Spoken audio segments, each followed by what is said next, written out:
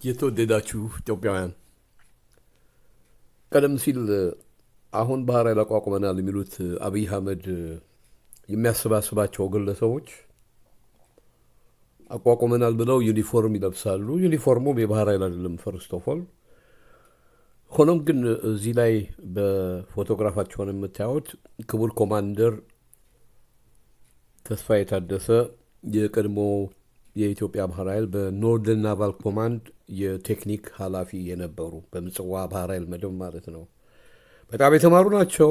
የእኛ መኮንኖች እንዲህ ቀልዶች አይደሉም ጎበዝ። የባህር ኃይል ኮማንደር ማለት ከባድ ማዕረግ ነው። እነሱ በቀለጃ አድርገውታል። ፖሊስ ነው ምናምን ውስጥ ምናምን ይላሉ። እና እኚህ ኮማንደር ሩዋንዳ ሲዘምቱ ሰራዊቱ የወያኔ ሰራዊት በመለስ ዜናዊ ጊዜ ምንም አስተርጓሚም ላይዘን ኦፊሰር ስላልነበራቸው ከቀድሞ የባህር ኃይል ይዘዋቸውን ሄዱት ወደ ሩዋንዳ ሲሄዱ እና አብይ አህመድ ያውቃቸዋል። ያኔ አብይ አህመድ ተራ ወታደር ነው፣ 10 አለቃ ምናምን ነበር ይባላል። አይዶን ነው የዛን ጊዜ ያውቃቸዋል። እና ስልጣን ከያዘ በኋላ ባህር ኃይል አቋቁማለሁ ብሎ እሳቸውን ስለማያውቅ ይጠራቸዋል። እነሱ ቀደም ሲል ኢንተርቪው ብለው ከፍተኛ መኮንኖች ስትሮንግስት ኔቪ ኢን አፍሪካ ምን ያላሉት ነገር የለም። ወገኖቹ ባዶ ናቸው። ትናንትና ቃለ ምልልስ ተብለው የሆነ አሸንክታብ በየደረታቸው ላይ አስቀምጠው እኔ ወገኖቼ መጀመሪያ በሳቅ ነው የሞትኩት። በኋላ ግን በጣም ተናደድኩኝ። ለምንድን ነው የሳቅኩት?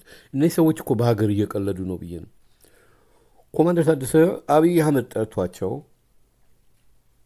ካሪኩለም ቀምሩ ተብለው የነበረውን ሁኔታ በስልክ ብዙ ጊዜ ስለማያገኙኝ እሳቸውም እኔ ጥያቄ ያቀርብላቸውና በድምፅ ሪኮርድ አድርገው ያስቀምጣሉ። ያንን እኔ አሁን አንድ ላይ ያሰባሰብኩትን እንዴት እንደነበረ እንድታዳምጡ ጋብዤ ነበር። የበፊቱ ቪዲዮ ላይ መጨረሻው ላይ ስለሆነ ሰልችቷችሁ የሚሆን አላቅም። ትኩረታችሁ ሁሉ ግድብ ነው ጎበዝ። ከግድቡ ወደብ ነው የሚበልጠው። እኔ ርዕሰ ጉዳዩ ስለተነሳ ደስ ይለኛል። ግን የባህር ኃይል ብለው የሚሉት ነገር እንኳንስ የባህር ኃይል አየር ኃይል ምድር ጦር የሚባለው ሪፎርም መደረግ አለበት ወገኖች። ፕሮፓጋንዳ እንጂ ውስጡ ባዶ ነው። ተራ የሽፍታ እንዴት እንዳተራመሳቸው እስከ ደብረ ብርሃን እንዴት እንዳደረሳቸው ታስታውሳላችሁ። ሀገራችን ውስጥ እንዴት እንደው ፓርላሜንት ውስጥ እስቲ እንደው ተቃዋሚ የምትባሉ ደሳለኝ ይህን ጉዳይ አንሱት። ለመረጃ እንዲሆናችሁ በተለይ ዜና ወኪሎች ይህን ነገር አዳምጡ። እሳቸው አሁን በህይወት የሉም። ኮማንደር ተስፋዬ በኮቪድ ህይወታቸው ካለፈ ኦልሞስት 2 ዓመት አልፏቸዋል። እኔ ደግሞ ከሜሴጅ ላይ የነበረውን አንድ ላይ አሰባስቤ ነውን እንድታዳምጡ ጋብዛለሁ። እና እንግዲህ የተማሩት እሳቸው ሶቪየትም ተምረዋል። ናቫል ኮሌጅም እንግዲህ በጣም እንዲህ ዝም ብሎ ትርምስምሱ የወጣ አይደለም። እነዚህ አሁን 6 ዓመት ተምረን መጣን የሚሉት የት ሀገር እንደሆነ እንኳን አይናገሩም። በዛ ላይ ደግሞ አንድ እንኳን የናቫል ተርሚኖሎጂ ወርድ ውስጣቸው የለም። እና ምን እንደሆነ እስቲ የእሳቸውን አንደበት ስሙ። በጣም አመሰግናለሁ። እስቲ አዳምጧቸው ኮማንደሩን። ሰማሁት፣ ቪዲዮውን አየሁት። ቪዲዮ በጣም ጥሩ ነው፣ በጣም ደስ ይላል። ስለ አጀማመሩ ትንሽ ስለ ባህር ኃይሉ ልንገርህ። ባህር ኃይሉን ያቋቋመው ያው ጀነራል አልኩኝ ዶክተር አብይ ነው። ዶክተር አብይ ነው። ዓላማው ምንድን ነው? የሆርን ኦፍ አፍሪካ ላይ እሱ እንደመጣ በጣም ትልቅ ተስፋ ይዞ ነው የመጣው። ኤርትራም፣ ጅቡቲም ኬንያም ይዋሃዳሉ። ቀይ ባህር በቃ አክሴስ ይኖረናል። ኢኮኖሚካሊ ትልቅ ሀገር ስለሆንን እነሱ ለጊዜው ኢኮኖሚም ስለሌላቸው ያው እንደምታየው ወደባቸውንም አላሻሻሉትም። ያው እንትና ናት የተፈረደባት ጅቡቲ። እሷም ሀገሯ ተሸጧል ማለት ይቻላል። ምክንያቱም አንድ ሀገር ሊከፍለው የማይችለው ዕዳ ውስጥ ከገባ ባንዲራ ነው እንጂ የሚውለበለበው ነፃነት አለ ማለት አይቻልም ነው አድርጌ የማያት። ያው ጅቡቲ ማለት ባንዲራ ነው እንጂ የሚውለበለበው ኢኮኖሚው፣ ፖለቲካው ምኑ ስቲር የሚደረገው በቀጥታ ያው በእንትኖች ነው፣ በቻይናዎች ነው። ስለዚህ እንደዚህ ያለ ሁኔታ ስለሆነ ያለው ዶክተር አብይ ዓላማው በቃ ዞሮ ዞሮ እኛ አውትሻይን አድርገናቸው ባህሩ ምኑም ባህር ኃይል ይኖራል፣ ለዚህ ባህር ኃይል ዝግጅት ሲደረግ ሲባል እኔ አብሬ እንደምታውቀው እንዳልከው ሩዋንዳ ምንም ብዙም ቦታ የመከላከያ ዲፌንስ ኢንጂነሪንግ ኮሌጅም ሲቋቋም ዛሬ ዩኒቨርሲቲ ሆኗል።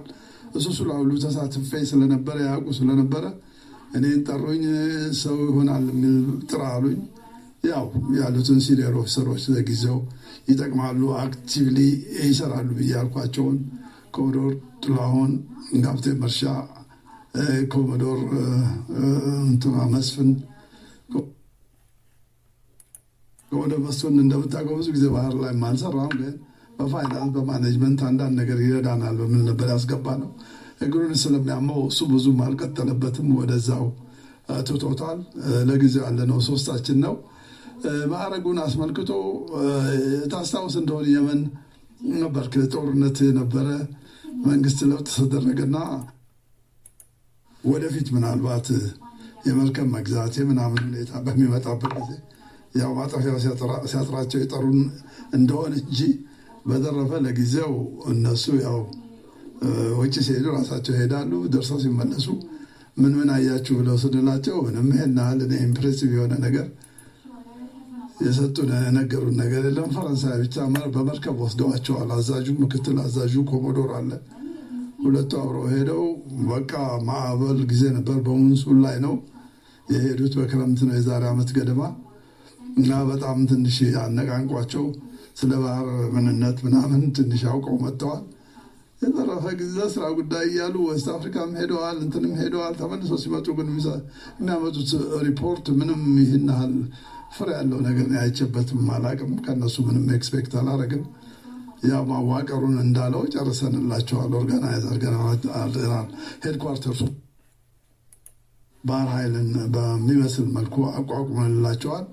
ዲዩቲስ ኤንድ ሪስፖንሲቢሊቲስ እያንዳንዱ መምሪያ ኃላፊ ምናምን አድርገናል። ግን ከባድ ሰዎች ናቸው። ምክንያቱም እነሱ የሆነ የራሳቸው የጦር ሰራዊት መመሪያ ስላለ በአብዛኛው ያንን ነው እንደ መመሪያ አድርገው የሚወስዱት። መዋቅር ስንሰራላቸው የኛ መዋቅር አይቀበሉም፣ ከኛ ላይ ያስገቡና ምናምን ብሎ በመጨረሻ የሴቶች ጉዳይ፣ የብሔሮች ጉዳይ የምትሱ መዋቅር ውስጥ ታይዘን ይገድ ዲስአፖይንትድ አፈጣጠራቸው፣ አቀራረጻቸው፣ ትምህርታቸው እንደዛ ስለሆነ ምንም የምታደርጋቸው አይደሉም። ፕላስ ደግሞ ነው ዲፊካልት አርሚ ኦፊሰር ኮንቨርት ለማድረግ በዚህ ደረጃ ከደረሰ በኋላ በጣም የሚያሳዝነው ትናንሾች አሉ። አሁን ያመጧቸው ለ2 ወር ለ3 ወር ፈረንሳይ ምናምን ደርሰው ተመልሰው ይመጣሉ። ብዙ ያወቁ ይመስላቸዋል እና በጣም ይበጠብጣሉ። እናያቸዋለሁ እነሱም እና እንዲህ ያለ ሁኔታ ነው ያለው። ከኛ መሀል የሚያሳዝነ ከሶስታችን ውጭ አስገቡ ብዙ ነገር ሊያደርጉ የሚችሉ ሰዎች ስላሉ እነሱን አስገቡ እያልን እየጨቀጨቅን ነው። እኔ ምን አይነት የውስጥ መመሪያ እንዳላቸው ግድ የለም እናደርጋለን። እስከ 30% በቅርቡ ባህር ኃይል ውስጥ ይባስ ምንም ነገር እስካሁን ያደረጉትም የለም። እኛ ደግሞ እያረጀን ሄድን ሰዎች ስለሆነ ግዴታ የሚተኩን ወጣቶች አሉ በየሙያው ከስሩ። እነሱ ቢቀጥሉ ጥሩ ነው። እንግዲህ አንድ ስቴጅ ላይ ሲደርሱ ማጠፊያው ሲያጥራቸው ፕሮባብሊ እነሱን የሚያስገቡ ይሆናል። አሁን ትምህርት ቤት እንዲቋቋም ጥረት እያደረግን ነው። በተለይ ኤንቲሲ ሲቋቋም እኛ ልጆች መጥቶ ማስተማር አለባቸው። አለበለዚያ የውጭ ምንዛሪ እያደረጉ ከውጭ ሊያመጡ አይችሉም። አቅምም ሀገሪቷ አይኖራትም። ይሄ ነው ላለው ባህር ኃይሉ በዚህ መልኩ የተዋቀረ ነው። ባህር የለም ያልከው ያው ሰውየው ዓላማው ይሄ ስለሆነ ነው ባህር ሊያቋቁም በባህር ሊያደራጅ የፈለገውና መጀመሪያ ያው በዚህ ኮንፌዴሬሽን ምስራቅ አፍሪካን በዛ መልኩ ሊያዋቅራት ነው እየፈለገ ያለው። የአሁኑ የሰሞኑ ሁኔታ ደግሞ ስትመለከተው እንጃ እንግዲህ እስቲ አንዳንድ ነገር ታነብ ከሆነ በምን ምክንያት እንደሆነ አላውቅም። በዚህ በኢጋድ ስብሰባ ላይ ሁለቱ በጣም ተጣሉ ነው የሚባለው። እንትናና የኛው ፕራይም ሚኒስቴር እና የኬንያው እንትን በጣም ተሰዳደቡ።